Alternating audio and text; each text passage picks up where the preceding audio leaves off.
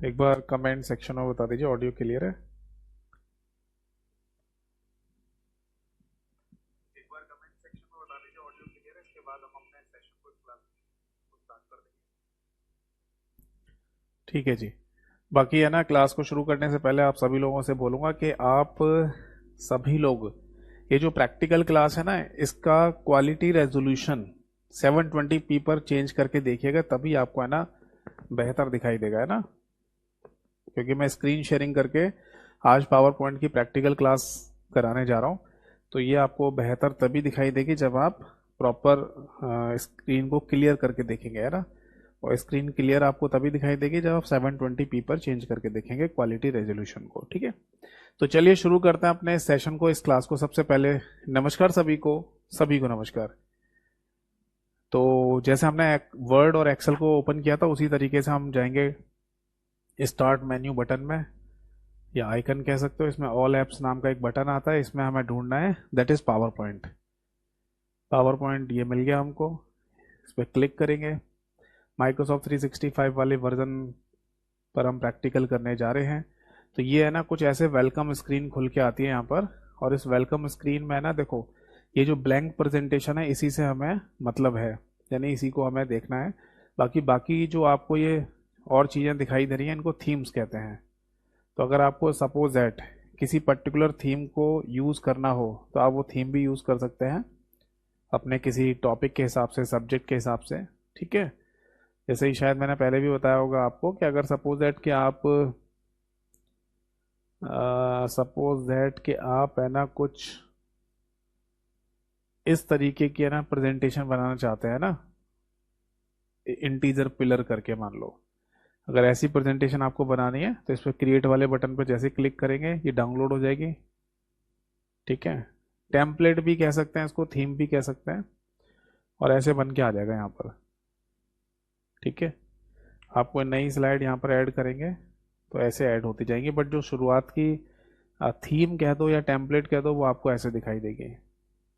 ठीक है, तो ये तीनों ही में ही है, वर्ड एक्सेल पावर पॉइंट तीनों में ही है। अगर आपसे ये कहा जाए, क्वेश्चन में पूछा जाए कि प्री डिफाइंड यानी पूर्व निर्धारित फॉर्मेट्स अगर आपको दिए जा रहे हैं काम करने के लिए, तो उन्हें क्या कहा जाता है? तो उनको बेसिकली टेम्पलेट कहते हैं। ठीक है, तो एक काम करते हैं, यहाँ से इसको डिलीट कर देते हैं, इसको भी डिलीट करते हैं। ठीक है, हम वापस होम पर आ जाते हैं। तो ये थीम कह दो या टेम्पलेट कह दो यहाँ पर। ठीक है, वरना वर्ड और एक्सेल के केस में तो टेम्पलेट शब्द का ही इस्तेमाल किया जाता है। ठीक है, तो ये इनमें से अगर कोई भी आपको थीम या टेम्पलेट इस्तेमाल करनी है तो आप कर सकते हैं। ठीक है, अब देखो हमें ना ब्लैंक प्रेजेंटेशन ओपन करनी होती है, ये वाइट वाली। ठीक, इस पर जैसे मैं क्लिक करूंगा तो कुछ इस तरीके का इंटरफेस मेरे सामने खुल के आ जाएगा पावर पॉइंट का, जिसमें देखो खुद से ही है ना अपने आप डिजाइन आइडियाज पावर पॉइंट ने मेरे को दे दिया है। अब इनमें से जो भी डिजाइन आइडिया आपको सेलेक्ट करना है वो आप सेलेक्ट कर सकते हो। ठीक है, सपोज दैट मेरे को ये वाला डिजाइन सही लग रहा है, क्लिक टू ऐड टाइटल वाला ही है ना, तो ऐसा आ जाएगा उनके। अब यहाँ जो भी मैं टाइटल डालना चाहूँ वो टाइटल मैं यहाँ पर डाल सकता हूँ। जैसे सपोज दैट मेरे को यहाँ लिखना है कंप्यूटर बैच। ठीक है, और यहाँ मान लो मुझे अपना नाम डालना है, मान लीजिए मेरे को यहाँ पर अपना नाम डालना था, ये आ गया। ठीक है जी, तो ऐसे मैंने अपना नाम डाल दिया यहाँ पर। क्लियर है, तो फिर अगर मैं नेक्स्ट, अच्छा इसके बाद भी देखो और डिज़ाइन दे रहा है कि इस डिज़ाइन को भी आप चेंज करके कुछ और डिज़ाइन में रखना चाहें इसी से सिमिलर, तो वो भी डिज़ाइन आप ले सकते हो। ठीक है, जैसे ये वाली लेंगे डिज़ाइन, तो इसमें देखो ऐसे अपने आप से ही आएगा।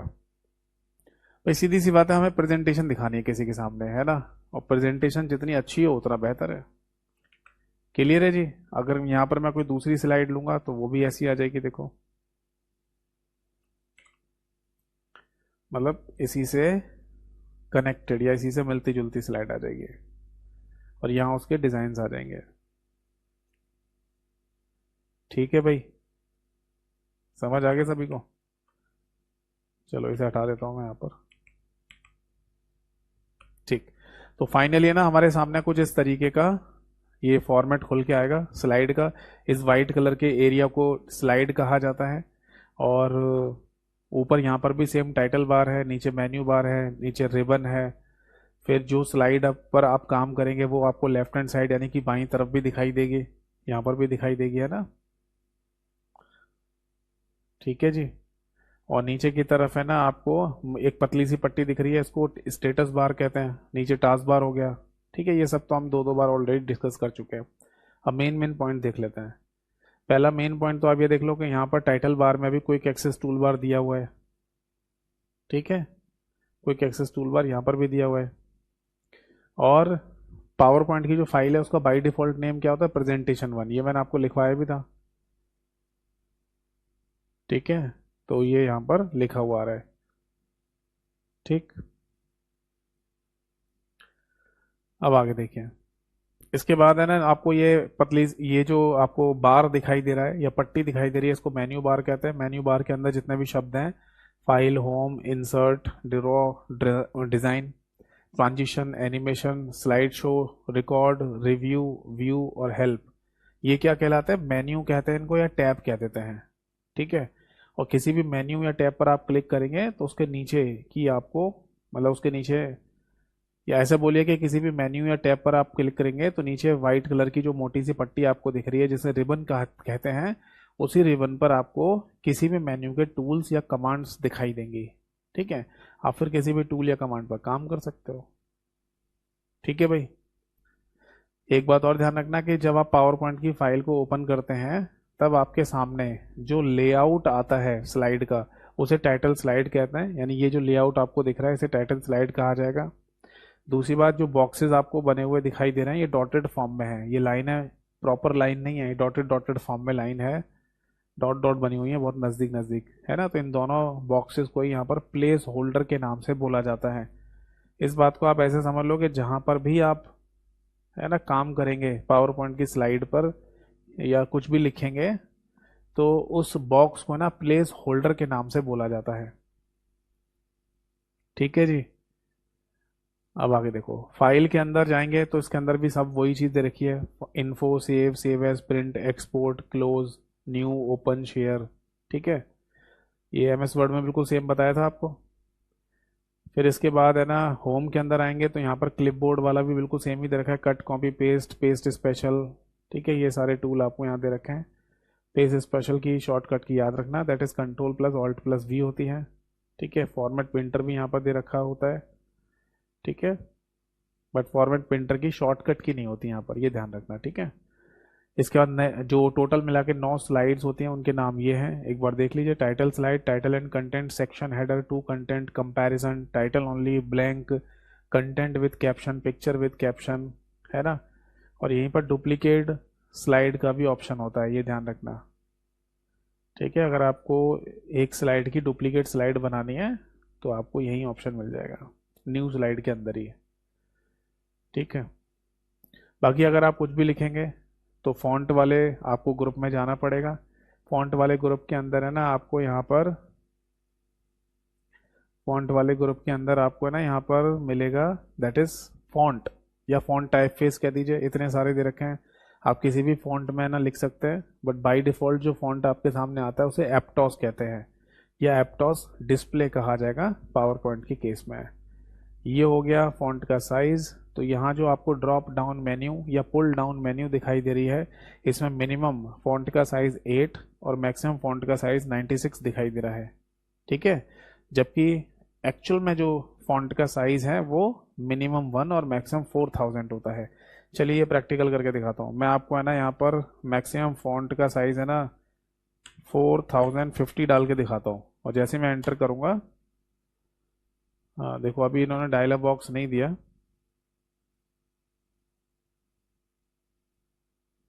क्योंकि है ना ये अलाउ नहीं है तो वो उसने हटा ही दिया वहाँ से। ठीक है, एक काम करता हूँ मैं यहाँ पर 4000 लिखूँ। अब देखो, जैसे मैंने 4000 लिखा तो यहाँ पर 4000 रह गया, लिखा हुआ आ रहा है, इसका मतलब 4000 तक अलाउ होता है। अब मैं जैसे 4001 लिखूंगा, देखो फिर से उसने 4000 कर दिया, दिख रहा है आपको यहाँ पर, छोटा छोटा दिख रहा होगा बट दिख रहा होगा, है ना। आप है ना यहाँ पर 4500 करोगे, एंटर करोगे तो अभी वो 4000 कर दे रहा है। इसका मतलब ये है कि फाइनली है ना आप पावर पॉइंट में अगर टेक्स्ट लिखने जा रहे हैं तो टेक्स्ट का जो साइज रहेगा या फॉन्ट का जो साइज रहेगा वो मैक्सिमम है ना 4000 और मिनिमम मिनिमम है ना 1 रहेगा, ठीक है। और जो ड्रॉप डाउन मेन्यू या लिस्ट आपको दिखती है या पुल डाउन मेन्यू जिसे कहा जाता है, वहां पर है ना, वहां पर आपको 8 और 96 ये दिखाया जाता है, ठीक है। बाकी रियल मेजरमेंट की अगर बात की जाए तो 72 पॉइंट जो यहाँ पर लिखा हुआ है, ये 72 पॉइंट ये 1 इंच के बराबर होता है, ठीक है। ये बात मैंने आपको एमएस वर्ड में बताई थी। बोल्ड, इटैलिक, अंडरलाइन ये यहाँ पर भी दे रखा है, ठीक है। स्ट्राइक थ्रू भी यहाँ पर दिया हुआ है। ये शेडो नाम का टूल दे रखा है, मतलब किसी भी शब्द को लिखो आप हेलो और उसके पीछे ना आपको शेडो टाइप की दिखानी हो तो शेडो दिखा सकते हैं। ऐसा लगेगा जैसे परछाई टाइप की आ गई है, ठीक है। स्ट्राइक थ्रू दिखाना है तो स्ट्राइक थ्रू दिखा सकते हैं, यानी बीच में से कट करके दिखा सकते हो आप, ठीक है। इसके अलावा अगर कैरेक्टर स्पेसिंग बढ़ानी है तो कैरेक्टर स्पेसिंग भी बढ़ा सकते हो, यानी जो शब्द आपने लिखा है उसमें लिखे जाने वाले अक्षर के बीच में जो स्पेस होता है वो भी आप कम ज़्यादा कर सकते हैं यहाँ से, ठीक है। फिर ये कलर वगैरह चेंज कर सकते हो। अगर आपको है ना टेक्स्ट का कलर चेंज करना है तो टेक्स्ट का कलर चेंज कर दो, और जो बैकग्राउंड है उसका कलर चेंज करना है तो ये भी कर सकते हो। इसे पॉप कलर के नाम से बोला जाता है, यानी किसी भी पर्टिकुलर केवल शब्द के जो पीछे कलर आप दिखाना चाहते हैं तो उसको पॉप कलर के नाम से बोलते हैं, पॉप करना, ठीक है। एमएस ऑफिस की भाषा में उसे पॉप कलर कहा जाता है। फिर पैराग्राफ वाला ग्रुप आ जाएगा, इसमें यहाँ पर बुलेट्स दी हुई हैं, ठीक है, नंबर्ड अननंबर्ड बुलेट्स। यहाँ पर लाइन स्पेसिंग दिया हुआ है। ये अलाइनमेंट हो गए सेम एमएस वर्ड जैसा, left right, left centre right, justify, ठीक है। इसके बाद यहाँ पर शेप वगैरह बनाने के टूल दे दिए हैं। अगर आपको कोई भी पर्टिकुलर शेप या आकृति बनानी है तो आप बना सकते हैं ऐसे, ठीक है। ये ध्यान रखना कि किसी भी शेप या आकृति की डुप्लीकेट आकृति आपको बनानी है तो कंट्रोल डी दबाइए। कंट्रोल डी दबाने से आप है ना डुप्लीकेट शेप या आकृति बना सकते हो सेम साइज की, ठीक है।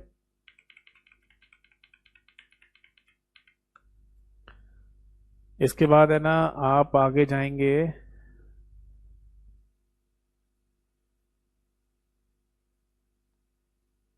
देखो इसके बाद है ना अगर आप आगे चलेंगे तो फिर आपको फाइंड रिप्लेस गो टू वाला ऑप्शन मिल जाएंगे यहाँ पर, ठीक है। अगर आपको कुछ भी फाइंड करना है तो फाइंड कर सकते हो, रिप्लेस करना है रिप्लेस कर सकते हो। ये फिर आपको डिक्टेट वाला टूल मिल जाएगा, इस पर क्लिक करने से अगर आप कुछ जो भी कुछ बोलेंगे वो टाइप होगा। बट अभी यहाँ टाइप होगा कहाँ पर, हमने कहीं क्लिक तो किया नहीं था। देखो यहाँ क्लिक किया तो टाइप होना शुरू हो गया। तो अगर आपको वॉइस टाइपिंग करनी है तो वॉइस टाइपिंग भी आप कर सकते हैं, ठीक है। एडिंस नाम का जो आपको यहाँ एक और टूल दिया हुआ है, इससे आप है ना कोई भी एप्लीकेशन जो यहाँ दी हुई हैं उनको ऐड कर सकते हो, ठीक है। ये जितने भी एप्लीकेशन है इनमें से अगर आपको कोई यहाँ पर ऐड करनी हो पावर पॉइंट की एप्लीकेशन में तो आप ऐड कर सकते हो। डिज़ाइनर नाम का जो टूल दे रखा है यहाँ पर ये सेम वही है, ये वाला। यानी अगर आपने पावर पॉइंट स्लाइड बनाई है और यह बनाने से पहले आपको अगर डिज़ाइन वगैरह कोई चूज़ करनी है यहाँ से तो डिज़ाइन चूज़ कर सकते हो, ठीक है। जैसे सपोज दैट कि आपको लगता है मेरे को ये वाली डिज़ाइन चाहिए तो ऐसे डिज़ाइन आ जाएगी, ठीक है। इसके बाद है ना देखो chat GPT for power point, ये एक एप्लीकेशन है। आपको पता है चैट जीपीटी काफ़ी फेमस एप्लीकेशन है आज की डेट में, एआई एप्लीकेशन कहते हैं इसको, आर्टिफिशियल इंटेलिजेंस। इसमें बस आपको है ना कोई भी टॉपिक देना है या कोई टेक्स्ट लिखना है या कोई है ना यूट्यूब के थ्रू अगर आपको कोई प्रेजेंटेशन बनानी है, ठीक है, इस तरीके से टूल दे दिया है। आपको बस क्लिक क्लिक करना है या लिखना है, अपने आप प्रेजेंटेशन बन के आ जाएगी आपके सामने, ठीक है। आर्टिफिशियल इंटेलिजेंस एप्लीकेशन होती है, ठीक है। इसके बाद हम आगे बढ़ेंगे तो इंसर्ट के अंदर जाएंगे। इंसर्ट में ना आपको देखो न्यू स्लाइड ऐड करने की जो लेआउट्स होते हैं वो यहाँ पर भी दिए हुए हैं, 9 लेआउट्स। डुप्लीकेट स्लाइड बनाने का टूल भी आपको यहाँ पर दिया हुआ है, ठीक है। फिर टेबल बनाने का टूल दे रखा है यहाँ पर, अगर आपको टेबल बनानी है तो टेबल ड्रॉ कर सकते हैं। ड्रॉ अगर करेंगे तो 8 बाई 10 यानी 8 कॉलम, नहीं 10 कॉलम और 8 रो, यानी 10 स्तंभ और 8 पंक्तियों वाली टेबल आप ड्रॉ कर सकते हैं माउस से, कुछ इस तरीके से। ठीक है। बट अगर आप इंसर्ट करना चाहते हैं तो इंसर्ट भी कर सकते हैं, जिसमें आप मैक्सिमम 75 कॉलम और मैक्सिमम 75 रो ही टाइप बना सकते हैं। तो मैं यहाँ एक काम करता हूँ, 75 से बड़ा नंबर डाल देता हूँ 76। तो देखो अपने आप मैसेज आ रहा है, the entry must be less than और इक्वल टू 75। यानी आप पावर पॉइंट की स्लाइड पर जो मैक्सिमम कॉलम की संख्या दे रहे हो ना, वो या तो 75 के बराबर होनी चाहिए या उससे छोटी होनी चाहिए, बड़ी नहीं हो सकती है। ऐसी सेम रो में भी नंबर आ जाएगा ऐसे। ठीक है। ठीक है, पंक्तियों के केस में भी यही मैसेज आ जाएगा, the number should be less than और इक्वल टू 75, यानी कि 75 के बराबर या 75 से कम होनी चाहिए। ठीक है। इसके बाद फिर इमेजेस नाम का ग्रुप आएगा। इसमें आप अपने कंप्यूटर से कोई भी फोटोग्राफ है ना यहाँ पर लाना चाहें पावर पॉइंट की स्लाइड पर, तो यहाँ से सेलेक्ट कर लो, कोई भी फोटोग्राफ आ जाएगी। स्क्रीनशॉट आपके है ना इस फाइल के जस्ट बैकग्राउंड में जो भी होगा उसका अगर आपको कोई स्क्रीनशॉट निकाल के लाना है तो पावर पॉइंट की फाइल पर ऐसे एक स्क्रीनशॉट आ जाएगा। ठीक है। इसके बाद है ना यहाँ फोटो एल्बम दिया हुआ है। फोटो एल्बम में ना आपको ढेर सारी फोटोग्राफ को अपने कंप्यूटर में ऐसे सेलेक्ट करना पड़ेगा। यहाँ से फोटोग्राफ सेलेक्ट कीजिए कंप्यूटर से, और जैसे ही आप है ना फोटोग्राफ सेलेक्ट कर लेंगे वो यहाँ आ जाएंगे। फिर आप यहाँ पर क्रिएट के बटन पर जैसे क्लिक करोगे तो एक नई विंडो खुल के आएगी कंप्यूटर की स्क्रीन पर, और वहाँ पर है ना आपको फोटोग्राफ्स देखने के टूल दिए जाएंगे। ठीक है। एक ऐसी समझ लो कि आप एक फोटो एल्बम टाइप की देखते हो ना, फोटोज को पलट पलट के, है ना, एल्बम को पलट पलट के, तो वैसे ही फॉर्मेट आ जाता है यहाँ पर खुल के। फिर कैमियो, कैमियो मैंने आपको बताया था कि ये वैसे ही काम करेगा जैसे ऑनलाइन क्लासेस में ना, या यूट्यूब पे जो क्लासेस आपने देखी हैं, और वहाँ है ना ऐसे साइड में नीचे की तरफ एक बॉक्स में टीचर दिखाई देता है ऐसे डब्बे में, यहाँ पर टीचर देखेगा और पूरी स्लाइड पर है ना हैंड राइटिंग दिखाई दे रही होती है ना, तो वही टूल यहाँ पर दे दिया है। ठीक है, कैमियो के नाम से इसके थ्रू आप ये काम कर सकते हैं। तो इसमें है ना आपको अपने कंप्यूटर के साथ एक कैमरा कनेक्ट करना होगा। अगर कैमरा नहीं है कनेक्ट तो तभी आप अपने आप को स्लाइड पर दिखा सकते हो। कोई शेप या आकृति लेनी है यहाँ से ले सकते हैं। कोई आइकन अगर डालना है आपको, ठीक है, आइकन्स को पुराने वर्जन्स में ना क्लिप आर्ट के नाम से भी बोला जाता था। इसमें एनिमेटेड यानी कि कार्टून टाइप की जो इमेजेस होती है वो आप यहाँ पर यूज़ कर सकते हैं। ठीक है। 3D मॉडल, अगर आपके कंप्यूटर में कोई 3D मॉडल है तो कंप्यूटर से किसी 3D मॉडल को यहाँ पर ला सकते हो, और अगर नहीं है तो स्टॉक में भी पहले से माइक्रोसॉफ्ट कंपनी ने 3D मॉडल दिए हुए हैं, उनका अगर आपको यूज़ करना है इनमें से तो वो यूज़ कर सकते हैं। ठीक है। इसके बाद स्मार्ट आर्ट, ये कुछ है ना ग्राफिक्स टाइप के आपको दिए जाते हैं, इनका यूज़ करना है आपको कुछ लिखने के लिए तो आप कर सकते हो। जैसे सपोज दैट ये वाला चाहिए आपको, ठीक है, फनल बोलता है ये वाला। अगर स्मार्ट आर्ट आपको चाहिए यानी प्री डिफाइंड ग्राफिक जिसे कहा जाता है, तो आप ऐसे फनल बना सकते हैं। जहाँ भी सेट करना हो वहाँ सेट कर दो।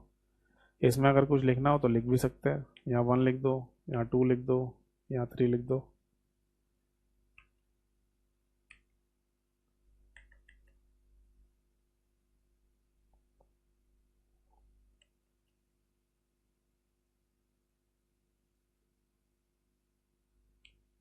ठीक है, अगर कुछ लिखना हो तो आप यहाँ लिख भी सकते हैं। ठीक। इसके बाद इंसर्ट के अंदर अगर हम जाएंगे तो चार्ट बना सकते हैं। आप किसी भी डाटा को सेलेक्ट करके चार्ट बना सकते हो, जिसमें कॉलम चार्ट, लाइन चार्ट, ठीक है, pie chart, bar chart, area chart, X Y scattered chart, map chart, stock chart, surface chart, radar chart, tree map chart, sunburst chart, histogram chart, box and whisker chart, waterfall chart, funnel chart और combo chart. Combo chart basically column और line chart का मिश्रण होता है। तो ये chart है ना अगर आपको बनाना है तो बना सकते हो। ठीक है। और ठीक है, फिर आगे बढ़ता है। जूम का ऑप्शन आपको यहाँ पर भी दिया हुआ है। ठीक है, अगर आप किसी पर्टिकुलर एरिया को जूम करना चाहें तो जूम कर सकते हैं। ठीक। कमेंट डालना चाहें तो कमेंट डाल सकते हो आप। ठीक है, किसी भी ऑब्जेक्ट के रिगार्डिंग जो भी आपने सेलेक्ट किया हुआ है उसके रिगार्डिंग आप कमेंट डाल सकते हैं। अगर आपको टेक्स्ट बॉक्स बनाना है तो टेक्स्ट बॉक्स बना सकते हैं, और टेक्स्ट बॉक्स आपको बनाना ही पड़ेगा बेटा अगर आपको कुछ भी लिखना है तो, क्योंकि खाली स्लाइड पर अगर आप कुछ लिखेंगे तो लिखा नहीं जा सकता। जैसे एक काम करते हैं, हम एक नई स्लाइड ऐड करते हैं यहाँ से, ठीक है, और ब्लैंक स्लाइड। हम यहाँ ब्लैंक स्लाइड पर कोई भी टेक्स्ट बॉक्स या प्लेस होल्डर बना हुआ है नहीं। अब मैं यहाँ पर कुछ भी लिखूँ,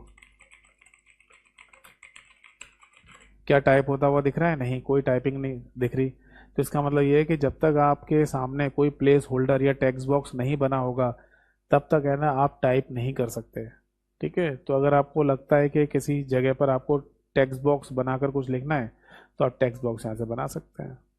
ठीक है, इसके बाद आता है हेडर फूटर। देखो हेडर फूटर में क्या है ना, यहाँ पर मैंने आपको बताया था कि जब आप हेडर फूटर पर क्लिक करते हैं तो बेसिकली आपके सामने दो चीज़ें आएंगी, है ना। मतलब ये जो डायलॉग बॉक्स आपके सामने खुला हुआ है इसमें दो चीजें हैं, दो टैब कहिए, एक स्लाइड के नाम से, एक नोट्स एंड हैंडआउट के नाम से। तो स्लाइड के अंदर है ना आपको डेट और टाइम का, स्लाइड नंबर का और फूटर का ऑप्शन मिलता है। फूटर में जस्ट सपोज दैट मैं यतेंद्र लिख देता हूँ, ठीक है, और जैसे ही है ना मैं एंटर करूंगा या ओके करूंगा तो आप नीचे देख रहे हैं डेट, और डेट आ गई, बीच में यतेंद्र लिखा हुआ आ गया और स्लाइड का नंबर लिखा हुआ गया। तो ये नीचे वाली जो पट्टी आपको दिख रही है जहाँ पर डेट और यतेंद्र और 1 लिखा हुआ है, ये बेसिकली फूटर ही कहलाता है। आप चाहें तो इनको बड़ा भी कर सकते हो, अगर आपको बड़ा करके दिखाना है तो बड़ा करके भी दिखा सकते हो।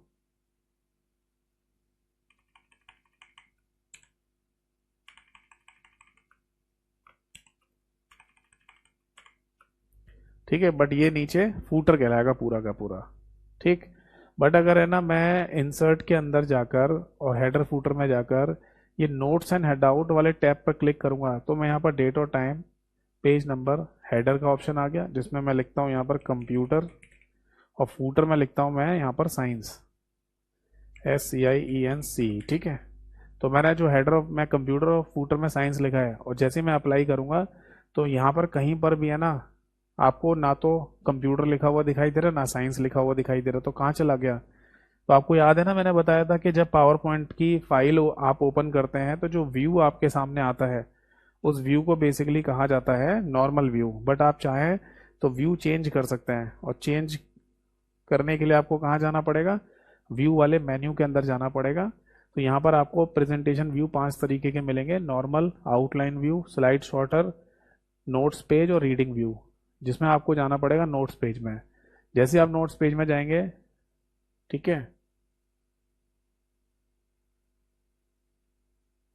जैसे आप नोट्स पेज में जाएंगे यहाँ पर तो आपका जो स्लाइड है ना वो ऐसा दिखाई देगा ऊपर, और नीचे है ना आपको इस स्लाइड के बारे में अगर आपको कुछ भी नोट्स लिखना है तो नोट्स लिखने का ऑप्शन मिल जाएगा। अब मैं थोड़ा सा जूम करके दिखाता हूँ, देखना गौर से। यहाँ ऊपर लिखा है कंप्यूटर, ये हो गया हेडर, और नीचे लिखा होगा साइंस, ये हो गया फूटर, ये हो गया डेट, और यहाँ नीचे हो जाएगा स्लाइड का नंबर। ये चारों चीज़ें आ गई। तो 4 चीज़ें ही मैंने डाली थी, मैंने अप्लाई की थी, हेडर, फूटर, स्लाइड नंबर और डेट। तो वो आपको यहाँ पर ऐसे देखने को मिल जाएगी। समझ में आ गया बात? ये देखो तब के लिए होता है जब आप किसी स्लाइड के बारे में कुछ लिख कर देना चाहते हैं किसी को। जैसे स्लाइड के बारे में मैं यहाँ लिख कर देना चाहता हूँ कि मैं मान लो ऐसे लिख रहा हूँ कि फनल स्लाइड प्रेजेंटेशन, ऐसा कुछ मैं मान लो लिखना चाहता हूँ। ठीक है, और कुछ लिखना है आपको, लिखना हो लिख दीजिए computer science batch, computer special batch, जो भी आपको लिखना है वो आप यहाँ पर लिख सकते हैं। ठीक है जी, तो इस तरीके से आपको जो लिखना है वो आप लिखिए। ठीक, अब जैसे ही आप नॉर्मल व्यू पे जाएंगे ना बेटा तो देखो फिर से वैसे ही आ जाएगा। तो वो नोट्स जो हमने लिखा था वो कहाँ चला गया? वो फिर है ना नोट्स पेज वाले व्यू में ही दिखाई देगा नीचे। यानी आप है ना किसी को ये बात बोल सकते हो, बता सकते हो कि मैंने हर एक स्लाइड के बारे में ना कुछ नोट्स जरूर लिख के दिए हैं आपको। तो उसे ये बात पता होनी चाहिए कि नॉर्मल व्यू में तो स्लाइड ऐसे दिखाई देगी, बट इसका नोट्स पढ़ने के लिए उसे कहाँ जाना पड़ेगा? नोट्स पेज व्यू में जाना पड़ेगा यहाँ पर। समझ में आ गया बेटा?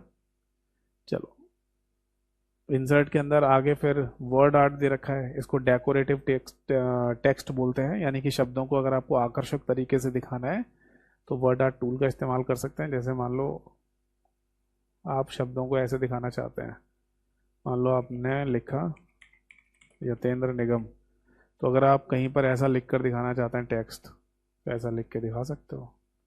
तो इसको बोलते हैं डेकोरेटिव, डेकोरेटिव टेक्स्ट। ठीक है, चलो अब आगे देखिए। इसके बाद है ना, इंसर्ट के अंदर आपको मिल जाएगा आगे ये स्लाइड नंबर, डेट और टाइम, यहाँ से भी डाल सकते हो डायरेक्टली, आपको हेडर फूटर से कोई मतलब नहीं है, केवल स्लाइड नंबर और डेट और टाइम डालनी है तो यहाँ से डाल सकते हो। ठीक, इसके बाद है ना सिंबल नाम का ग्रुप आ जाता है, जिसमें इक्वेशंस आप डाल सकते हो पास स्लाइड के ऊपर। मान लो इस तरीके की कोई इक्वेशन है, ठीक है, और वो आप सेट करना चाहते हैं या लिखना चाहते हैं और आप लिख नहीं पा रहे, बहुत डिफिकल्ट टाइप की इक्वेशन है, तो इस तरीके से ना पूरा फॉर्मेट है ना आपको मिल जाएगा, ये देखो। ठीक है, तो ये ऐसे इक्वेशन यानी मैथ के जो समीकरण होते हैं वो आप यहाँ से अप्लाई कर सकते हो। अगर सपोज दैट कि आपको कोई सिंबल नहीं मिल रहा, ठीक है, अगर आपको कोई सिंबल वगैरह डालना है, सिंबल आपको नहीं मिल रहा है कीबोर्ड पर या कंप्यूटर में, तो इस टूल का इस्तेमाल भी कर सकते हैं। यहाँ पर ढेरों सिंबल दे रखे हैं। कोई वीडियो अगर आपको ऐड करनी है इस कंप्यूटर से, तो एक वीडियो आप यहाँ पर ऐड कर सकते हो। यहाँ से आपको है ना बस फाइल, वीडियो वाली फाइल को सेलेक्ट करना है बस, जैसे इंसर्ट करोगे वीडियो ऐड हो जाएगी, यहाँ पर वीडियो देखना शुरू हो जाएगी। ऐसी कोई ऑडियो आपको लगानी है तो ऑडियो भी आप लगा सकते हो। ठीक है, बस ये है कि आपको अपने कंप्यूटर के साथ स्पीकर कनेक्ट करने पड़ेंगे, ताकि जब आप प्रेजेंटेशन दे रहे हो उस समय स्पीकर से आवाज़ सुनाई देती रहे बैकग्राउंड में। स्क्रीन रिकॉर्डिंग अगर आपको करनी है तो स्क्रीन रिकॉर्डिंग भी कर सकते हो। ठीक है, चलिए। ड्रॉ के अंदर है ना आपको वही टूल दे रखे हैं अपनी हैंड राइटिंग में लिखने के, यानी अगर आप अपनी हैंड राइटिंग में कुछ लिखना चाहते हैं तो लिख सकते हो इस तरीके से। अब मैं माउस का इस्तेमाल करके लिख रहा हूँ ना, तो इसलिए सही तरीके से लिखा नहीं जा रहा, बट अगर मैं अपने कंप्यूटर के साथ कोई पेन टैब जैसी डिवाइस को अगर कनेक्ट कर लूँगा, तो उसके बाद अगर मैं कुछ लिखूंगा ना तो बड़े आराम से इजीली लिखा जा सकता है। ठीक है जी, चलिए अब आगे देखिए। इसके बाद है ना डिज़ाइन वाले इस मेन्यू या टैब के अंदर है ना आपको ये थीम वगैरह मिल जाएंगी। अगर कोई भी थीम आपको अप्लाई करनी है तो आप थीम अप्लाई कर सकते हैं। जैसे मैं मान लो ये वाली थीम रखना चाहता हूँ तो ऐसे आ जाएगा। ठीक है, और यहाँ जो भी लिखना है मेरे को वो लिख सकता हूँ। ठीक है, इसके बाद हर एक थीम का वेरिएंट्स भी होता है। ठीक है, यानी कि कलर चेंज करना है आपको थीम का तो कलर चेंज कर सकते हो, फॉन्ट चेंज करना है तो फॉन्ट चेंज कर सकते हो, इफेक्ट चेंज करना है तो इफेक्ट चेंज कर सकते हो, बैकग्राउंड की स्टाइल चेंज करनी है तो बैकग्राउंड स्टाइल चेंज कर सकते हो। तो इस तरीके से आप हर एक थीम का वेरिएंट भी चेंज कर सकते हैं। फिर आ जाता है कस्टमाइज नाम का ग्रुप, जिसमें स्लाइड के दो साइज दे रखे हैं, वाइड स्क्रीन जो अभी आप देख रहे हैं, और एक होता है स्टैंडर्ड, वो ऐसा दिखाई देगा आपको। ये हो गया 4:3 वाला साइज स्लाइड का। और अगर आपको है ना वाइड स्क्रीन रखना है 16:9 वाला, वो ऐसे आ जाएगा। ठीक है, फॉर्मेट बैकग्राउंड, यानी कि अगर आपको स्लाइड का बैकग्राउंड कोई सॉलिड कलर से फिल करना है या कोई ग्रेडियंट लेना है या कोई पिक्चर डालनी है आपको या कोई पैटर्न वगैरह फिल करना है आपको इस तरीके से, तो ये सब है ना आप यहाँ पर फॉर्मेट बैकग्राउंड टूल का इस्तेमाल करके कर सकते हैं। इसके बाद डिज़ाइनर आ जाता है। अब देखो डिज़ाइनर नाम का जो टूल है ना वो अब यहाँ काम नहीं कर रहा, कह रहा है sorry no design idea for this slide, क्योंकि हमने यहाँ पर थीम वगैरह अप्लाई कर दिया है तो अब डिज़ाइन नहीं ले सकते। बट ये मुद्दे की बात नहीं है, मुद्दे की बात यह है कि डिज़ाइनर नाम का जो टूल है आपको वो कहाँ मिलता है। तो एक तो है ना आपको मैंने बताया था होम के अंदर ही, यहाँ पर भी डिज़ाइनर दे रखा है, और ये एक डिज़ाइन वाले टैब के अंदर भी डिज़ाइनर दे रखा है, दोनों का मीनिंग सेम ही होता है।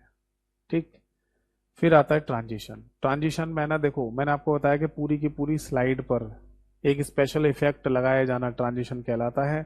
जैसे सपोज दैट कि मैं पावर पॉइंट की स्लाइड बनाने के बाद कुछ इस तरीके से एक स्पेशल इफेक्ट या मोशन इफेक्ट डालना चाहता हूँ, ऐसे, या मान लो ऐसे, या फिर ये वाला, या फिर है ना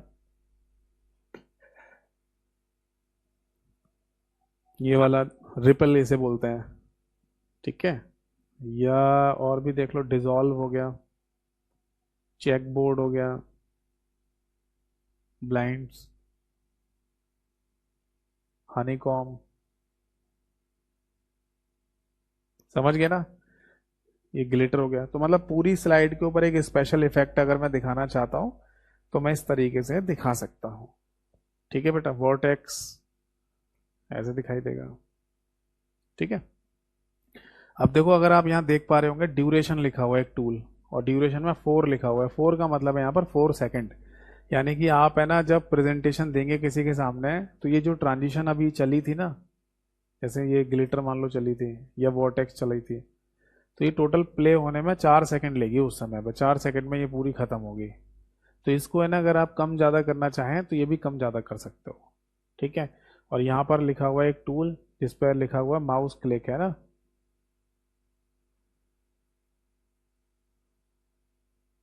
ये देखो, ये मैं देखो कहाँ चला गया, ये रहा। देखो यहाँ पे लिखा है माउस क्लिक, और मैंने इसको ऑन कर रखा है, यानी टिक कर रखा है। इसका मतलब ये है कि अगर मेरे को है ना कल जल्दी जल्दी प्रेजेंटेशन है ना खत्म करनी है, तो मैं स्क्रीन पे कहीं भी माउस क्लिक करता जाऊंगा ना, तो जितनी बार माउस क्लिक करूंगा उतनी बार चीजें हटती चली जाएंगी। ठीक है ना, यानी मान लो 5 स्लाइड्स है मेरे पास, और पांचों स्लाइड पर ट्रांजिशन अप्लाई मैंने की हुई है। ठीक है, तो मैं जैसे जैसे बीच बीच में माउस क्लिक करता जाऊंगा तो एक एक करके ट्रांजिशन हटती चली जाएगी।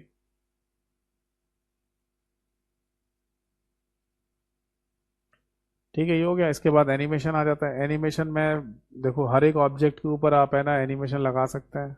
जैसे ये फ्लोट लगा दो या फ्लाई लगा दो, फ्लाइन ऐसे आ जाएगा।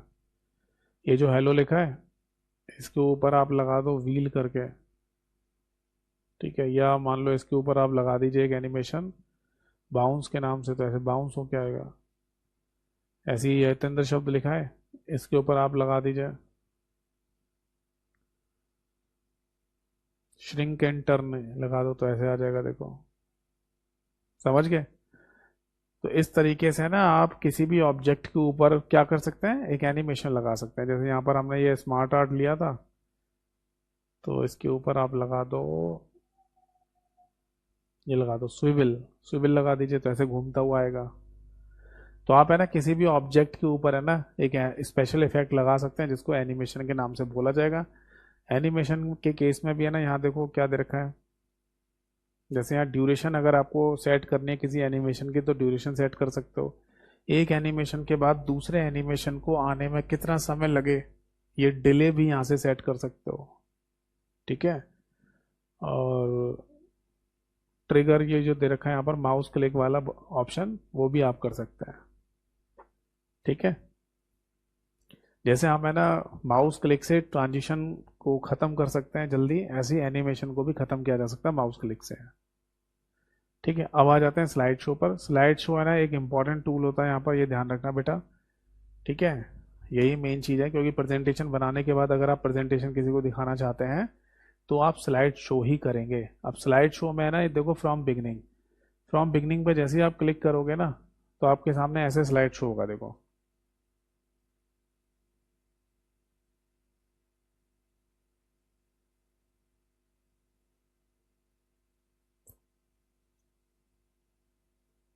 ये हो गया एंड, है ना।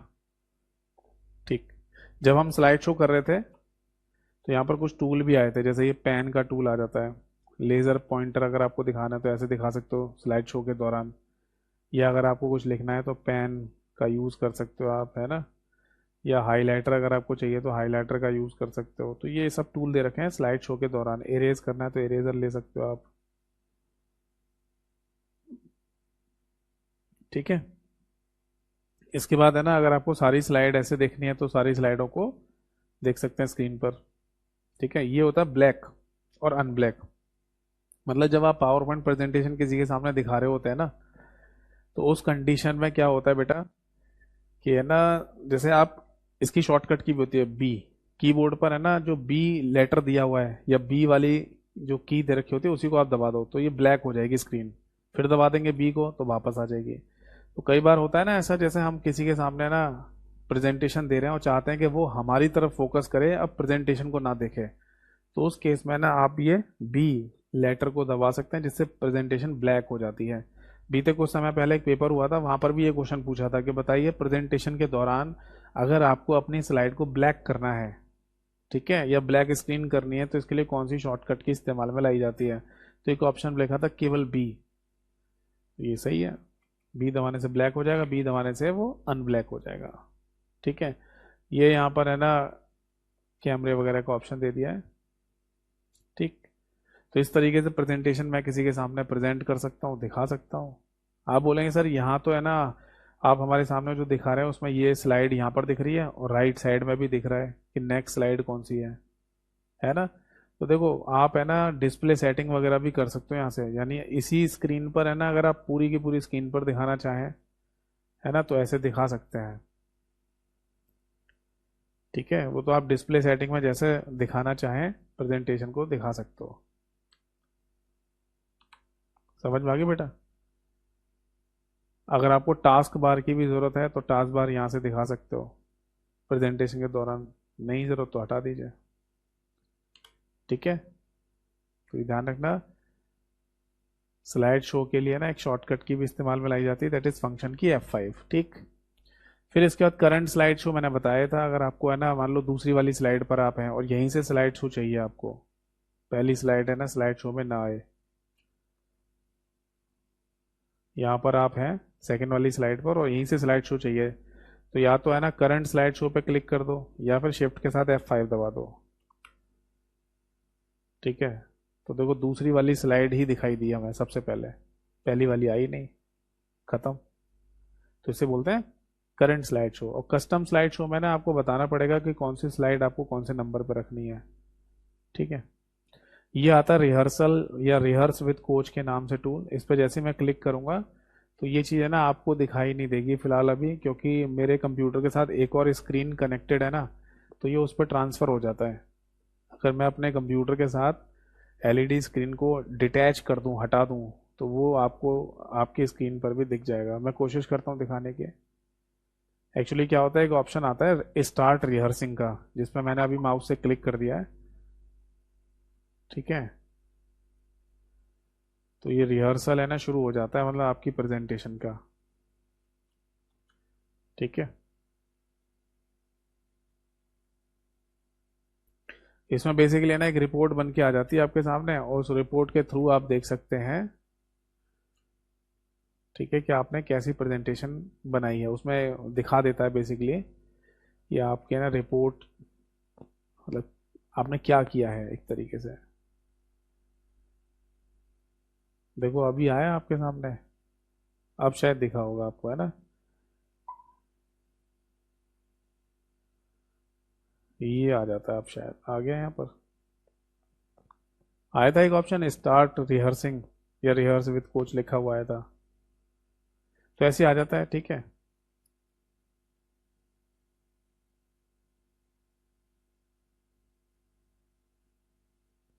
क्लियर है सभी को?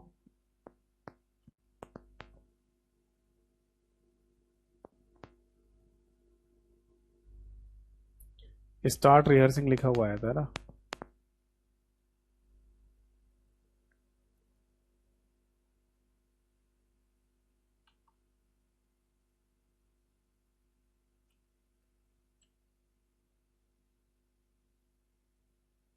अब जैसे आप है ना पूरी प्रेजेंटेशन जैसे आपने बनाई है वैसे आप करते चलिए इसको, है ना।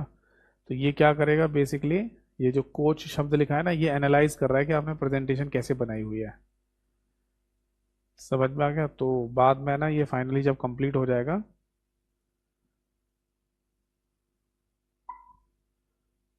यू आर इम्प्रूविंग, है ना, कीप गोइंग।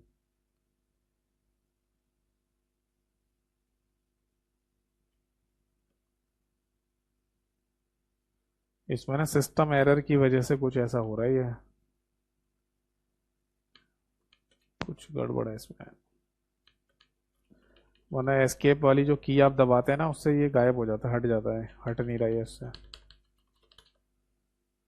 चलो कोई नहीं।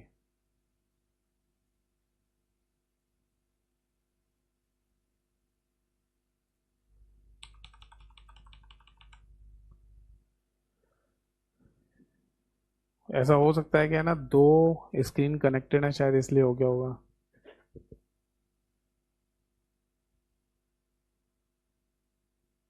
चलिए हट जाएगा वो जब हटेगा। ठीक है,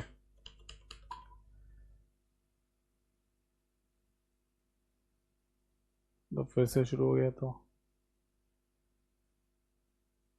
इसको बंद ही कर देता हूँ।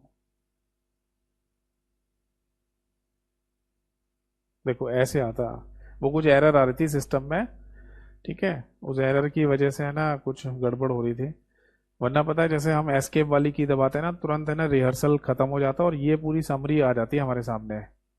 ये समरी आ गई, good job rehearsing, keep up the hard work. ठीक है, टोटल टाइम स्पेंड आपने 2 मिनट का दिया जिसमें एक स्लाइड पर रिहर्सल किया आपने। तो अपने बता रहे फैंटेस्टिक, यानी ठीक किया आपने जो भी काम किया है। तो इस तरीके से ना ये आपको एक रिपोर्ट टाइप की बना के दिखा देगा। इसी को बोलते हैं रिहर्सल विद कोच। दोबारा रिहर्सल करना है तो रिहर्स कर लो। समझ आ गई सभी को?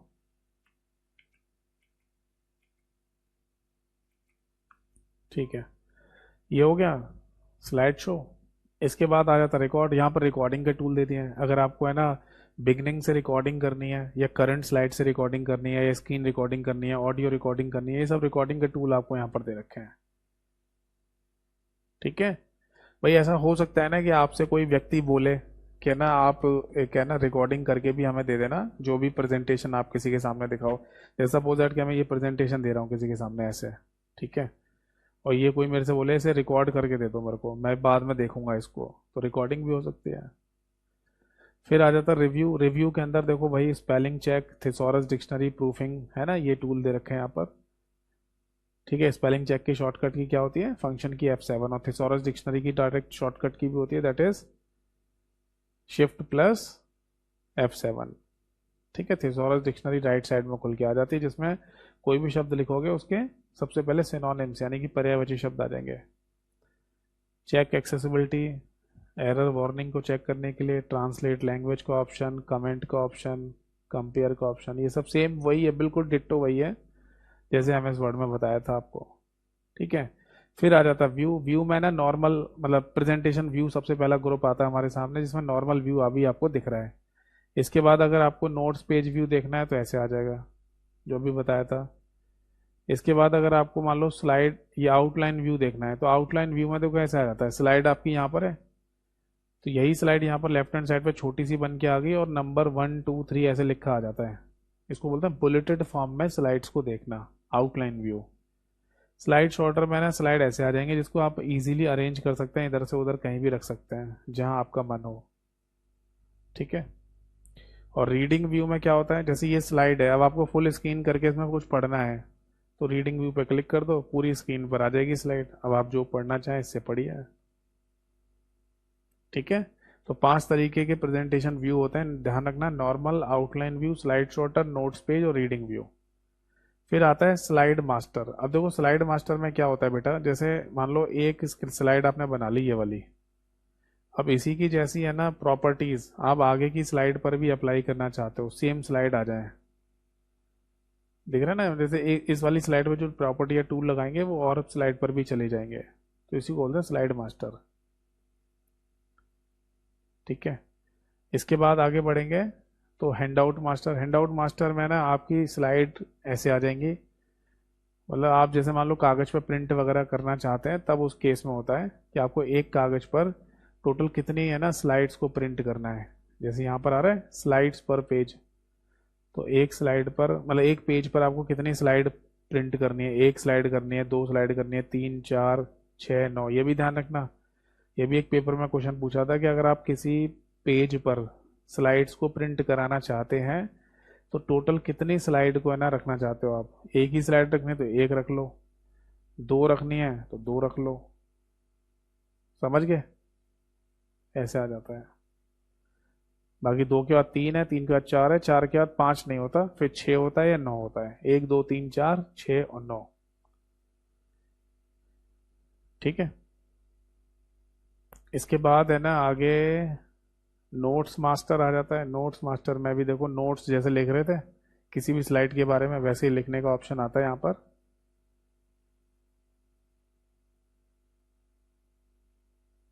ठीक है,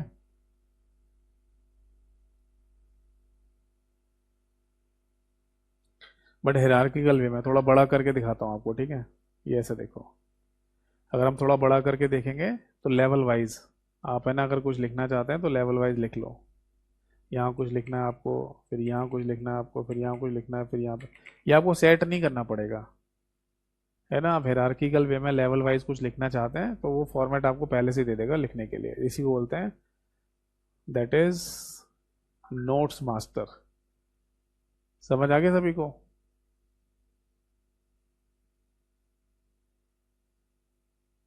ठीक। अब इसके बाद आगे बढ़ेंगे तो ये शो वाला ग्रुप आ जाता है, इसमें रूलर आ जाएगा। देखो अगर आपको ज़रूरत है रूलर अप्लाई करने की, रूलर देखने की, तो स्लाइड के ऊपर रूलर आ जाएगा टॉप में और लेफ्ट में। सेम एमएस वर्ड में भी आता था टॉप में और लेफ्ट में। ठीक है, हटाना चाहे हटा दीजिए, वैसे आता नहीं है रूलर अपने आप से, आपको अप्लाई करना पड़ेगा। ग्रिड लाइन अगर आपको चाहिए तो ग्रिड लाइन आप डाल सकते हैं, यहाँ पर दिख नहीं रही होंगी ग्रिड लाइन आपको। तो एक काम करता है, मैं ब्लैंक स्लाइड लेता हूँ वाइट कलर की।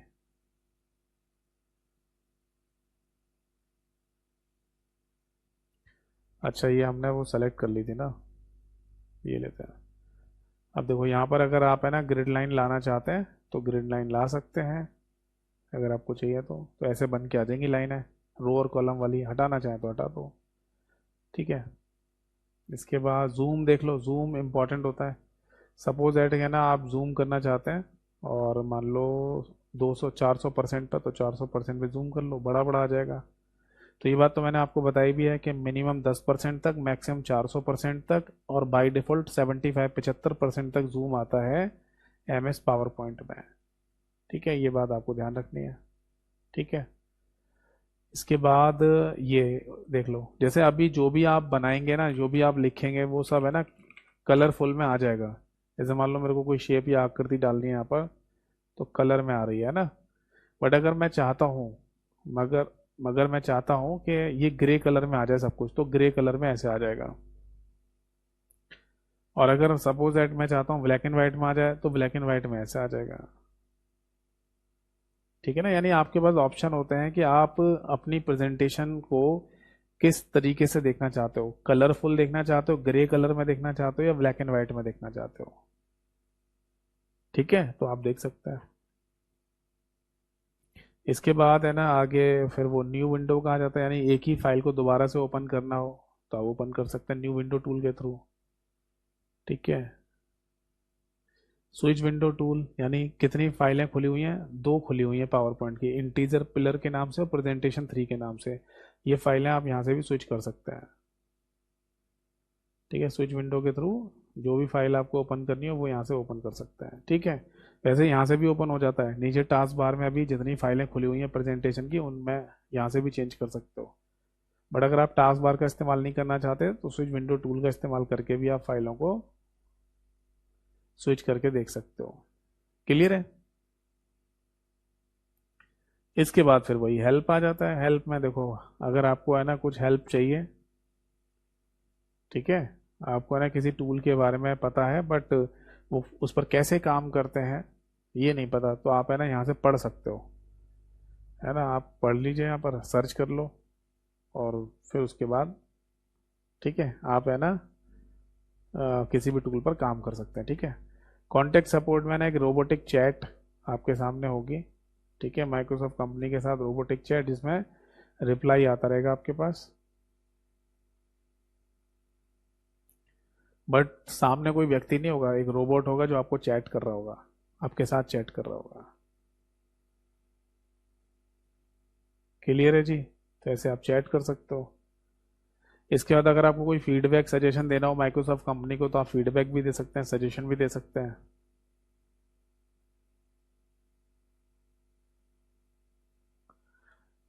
शो ट्रेनिंग में बेसिकली आपके सामने वीडियोस आ जाएंगे, है ना। अगर आपको ये मतलब किसी टूल पर आपको काम करना नहीं आता, ठीक है, उसका नाम पता है आपको, और आप उसे पढ़कर भी है ना, मतलब टेक्स्ट जो टेक्स्ट हेल्प आती है सबसे पहली वाली, उसके थ्रू भी है ना आप नहीं काम कर पा रहे किसी टूल पर, तो आप उसकी वीडियो भी देख सकते हैं। यहाँ पर वीडियो भी दे रखे हैं। और व्हाट्स न्यू में ना आपको यहाँ दिखा दिया जाएगा कि बेसिकली अगर कोई अपडेट आती है पावर पॉइंट की, तो उसकी वजह से क्या नया चेंज हुआ है या क्या नई कोई अपडेट आई है, तो वो सब है ना आपको व्हाट्स न्यू वाले इस फील्ड के अंदर देखने को मिल जाएगी। समझ में आ गई बात? तो ये था भाई पावर पॉइंट का प्रैक्टिकल जो मैंने आपको अभी करके दिखाया। अब फटाफट है ना कमेंट सेक्शन में किसी का कोई भी डाउट हो तो जल्दी से पूछिए। ठीक है, तो पावर पॉइंट का जो प्रैक्टिकल है वो आज खत्म हो गया, और हमारा जो एमएस ऑफिस वाला टॉपिक है या चैप्टर है वो भी खत्म होता है आज।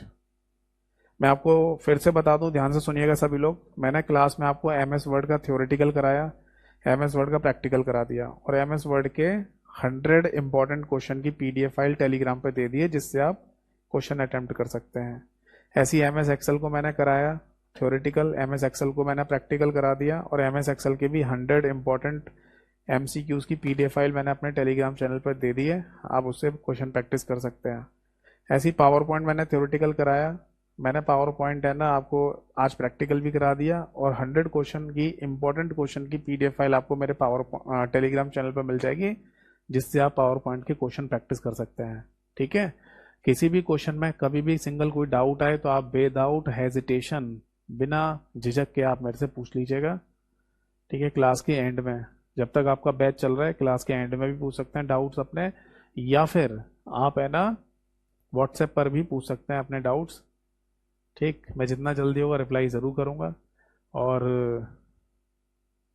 बाकी एक बात और बता दूं मैं आप सभी लोगों को कि मैंने जो अपना यूट्यूब चैनल है कंप्यूटर बाय यतेंद्र सर के नाम से, वहाँ पर जो प्लेलिस्ट है ना MCQ practice for all exam के नाम से, उनकी अगर आप सारी क्लासेस देखेंगे ना तो वहाँ पर भी मैंने ये पावर पॉइंट के, वर्ड के और एक्सेल के क्वेश्चन डिस्कस किए हुए हैं उन क्लासेस में, तो आप वहाँ से एक्सप्लेनेशन भी देख सकते हो। ठीक है, चलो फिर आज की क्लास और आज की सभा यहीं समाप्त की जाती है। जल्दी से फटाफट अगर कोई डाउट हो तो पूछ लो।